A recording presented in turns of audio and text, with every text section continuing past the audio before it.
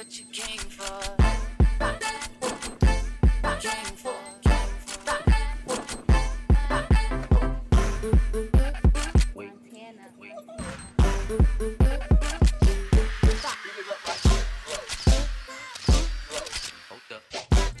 What's poppin' YouTube? It's your girl Amneiah Simone, and I'm back with another video.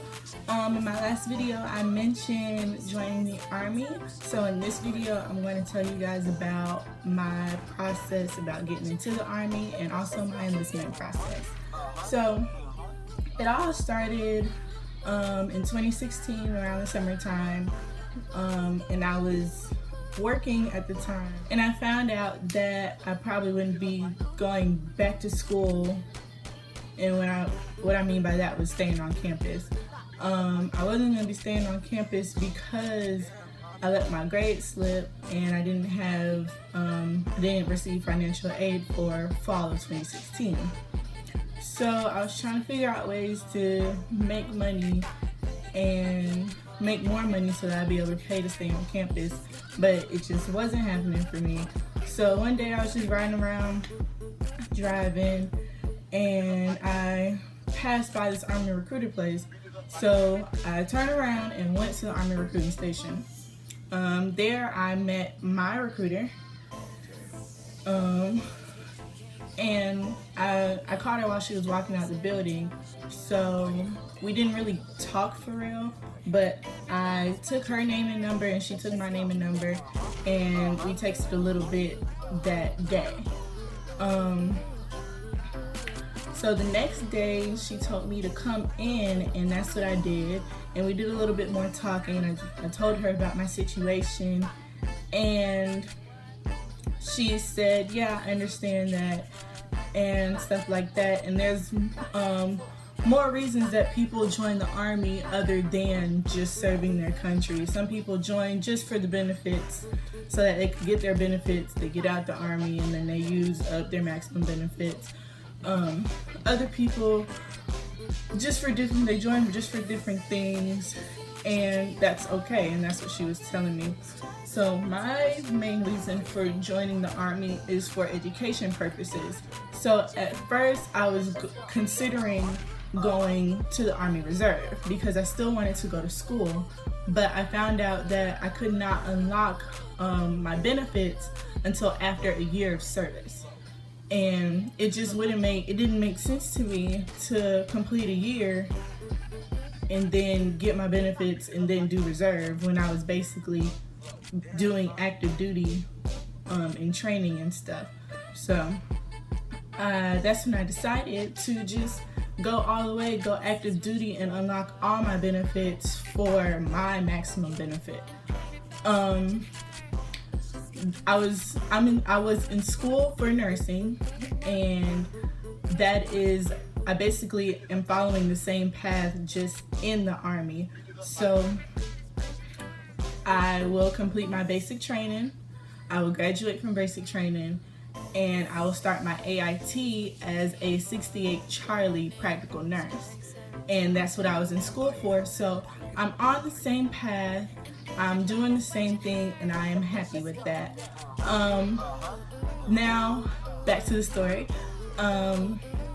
Throughout the time that I was talking to my recruiter, I did not tell my parents anything. I kept it quiet because I didn't want them to think that this was their idea, or I was doing it because they told me to, or I was doing it because I felt like I had to. I just wanted to keep it quiet and under wraps because I wanted to do this for myself. Honestly and truly, I wanted to do this for myself, and I didn't want anybody to change my mind. I didn't want anybody to phase my judgment and my consideration of this choice. So that's what I did. And one night, me and my family got into an argument. I forget what it was about, but I was like, hey, might as well just tell them now. Doesn't make sense to not tell them I'm coming close to the point that they need to be involved in it. So one night when we got into that argument, I just said, hey, I want to join the army, and that's what I'm going to do. And at first my mom wasn't really that mad. She was just sad because a week before or a few days before, she was talking to me about the Army. And then I kind of like reversed it on her and caught her bluff. So it's like she meant it in a way, but she didn't really mean it. She was just trying to like, I want to say, scare me into doing good in school so that I wouldn't have to resort to that. But little did she know that I was really considering it. And then my dad, he was furious about it. He was just trying to pull out all the stops. He was trying to say, well, you're not even of age to make this decision. And I came back and I said, yes, I am. If I wanted to, I could leave tomorrow and stuff like that. And it just, I guess it caught them off guard. And that, I guess it wasn't the way to handle that situation. But that's how it happened, and that's how it all came out. So after that, I told them that, hey, my recruiter can talk to you. She can ease you guys' minds and just let you know what it's all about. And that's what we did. I took my parents to meet my recruiter, and we talked about it. We, by the end, let's just say by the end of that meeting with my recruiter, all hearts and minds are clear. All hearts and minds are clear, and everybody was on the same page that I was. And that really was a great feeling towards me, to know that I completely flipped my parents around 180 or 360, or however that's supposed to be said. I flipped them around and I got them on my back. I got them behind me, and they actually believe that I can do this now. They know that it's my idea and my decision. They know that it's something that I really want to do and something I have my heart set on. So yeah, after talking to my recruiter with my parents, she was telling us the next step. And my next step was to take the PICAT exam. And the PICAT exam is basically the ASVAB, but online, and I could take it at home. But I would have to have nobody around me and no supervision and all that. It would just have to be me taking the test.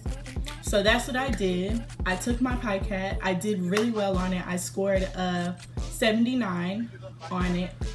And when I found that out, I was relieved, because it wasn't hard.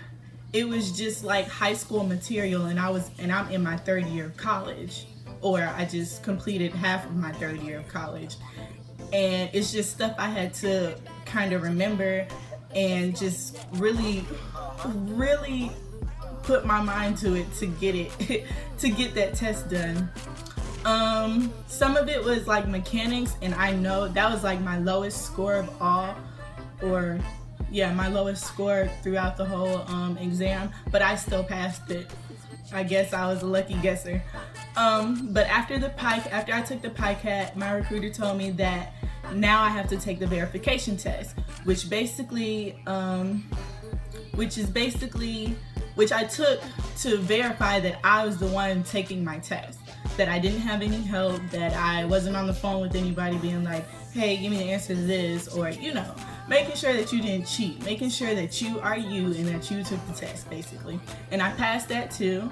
I don't know why I was nervous for that, but it was just kind of nerve-wracking knowing that you had to answer everything the same way that you did it during the first time you took the exam.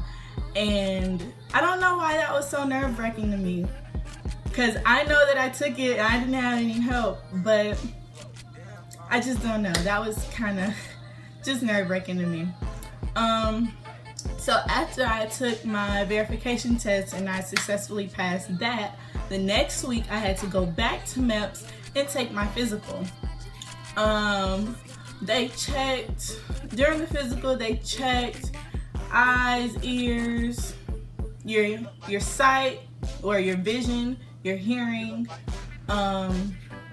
They check your body. They do a full body exam. You do a physical, like touching your fingers, swinging your arms back and forth and stuff like that. You do the duck walk.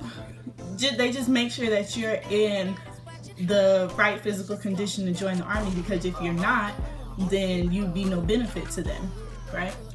So that's what they did. They did that. You have to tell them all the tattoos and piercings you have.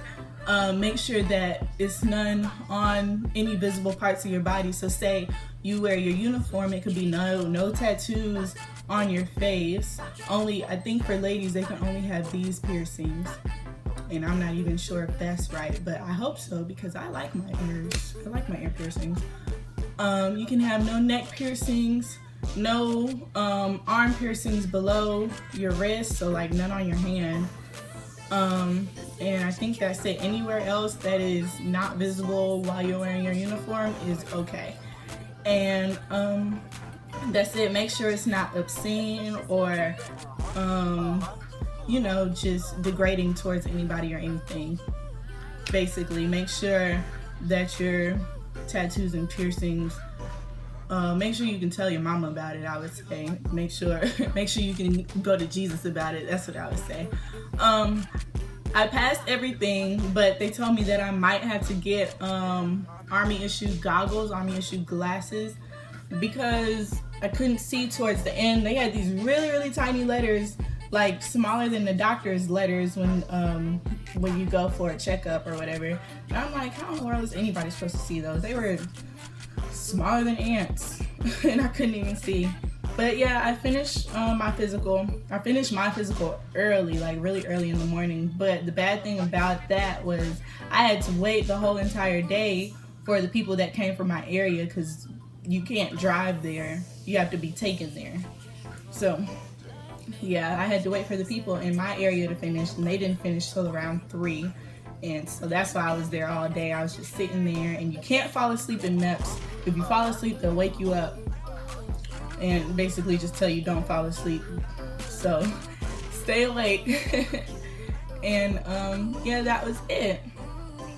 And that was the end of my physical. So now I am in the part where I am doing future soldier training, and almost every, because I slacked off a little bit, but almost every Tuesday and Thursday I meet up with my recruiter, or whatever recruiter is training us that day, and we basically run, we do push-ups, we sit-ups, we basically work out for about an hour and a half, and we just basically make sure that we're in tip-top condition to be able to join the Army. So with that being said, I leave for the Army in 14 days. So today is January 15th, and I leave on January 30th to go to basic training. I'm not going to tell you where my basic training is. I'll probably tell you after I graduate. And then after my basic training, I go to AIT to do my advanced individual training / on-the-job training to learn the job that I chose. My basic training will last for 9 weeks, or 9.5 weeks, however you want to say that. It'll last for 9 weeks and 4 days. Then I'll graduate, and then I'll go to AIT, where that lasts for 51 weeks and 3 days, so basically a whole year. And there I'll just be learning how to do the job that I chose, which really can't be too hard for me because it's something I'm very passionate about. I'm very passionate about nursing, and it's something that I've always wanted to do. So yeah, and that's it. If you have any questions for me, leave them down in the comment section below. Don't forget to like, comment, and subscribe on my video. Let's end this video on a positive note with a quote that I hear every day. Your life is what you make it, and you have the power to make it great. So make your life great and don't regret anything. That's it, you guys. It's Amneiah Simone, and I'll see you guys next time. Bye.